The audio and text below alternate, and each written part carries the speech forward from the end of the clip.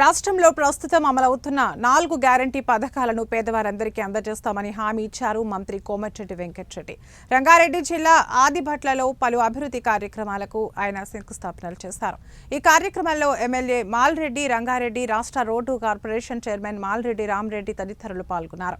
రాష్ట్రంలో 40 లక్షల కొత్త రేషన్ కార్డులు అందిస్తున్నామన్నారు. సార్ వచ్చేది ఉండే ఆ రోజు రాలేదు, శంకుస్థాపన చేసిండు. అది ప్రారంభోత్సవం కూడా ఇక విజువల్ గా అక్కడి నుంచి చేస్తారు.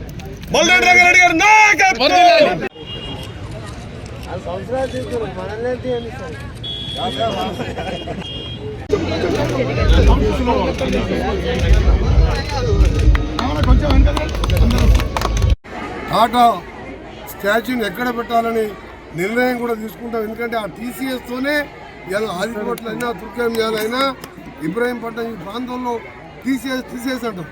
టీసీఎస్ అంటే ఎవరు? టాటా. టాటా అంటే ఎవరు? ఈ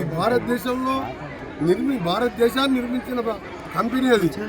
ఆ కంపెనీ ఆదాయంలో 67% పేదలకు ఇస్తాడు ఆయన. టీసీఎస్ ట్రస్ట్తోని 67% లాభం మొత్తం పేదలకు ఇచ్చి ఇలా 65 ఐటీఐలని 2200 కోట్లతోని గౌరవ ముఖ్యమంత్రి రేవంత్ రెడ్డి గారు సిఎస్ఆర్ ఫండ్స్ టాటా వాళ్ళకి తీసుకొచ్చి ప్రతి మండల జిల్లా హెడ్ క్వార్టర్లో సాగర్ హైవే వరకు దాదాపు 90 కోట్ల రూపాయల ఖర్చుతో 4 లైన్ల రోడ్డు నిర్మిస్తా అని వెంకన్న ఇచ్చిన హామీకి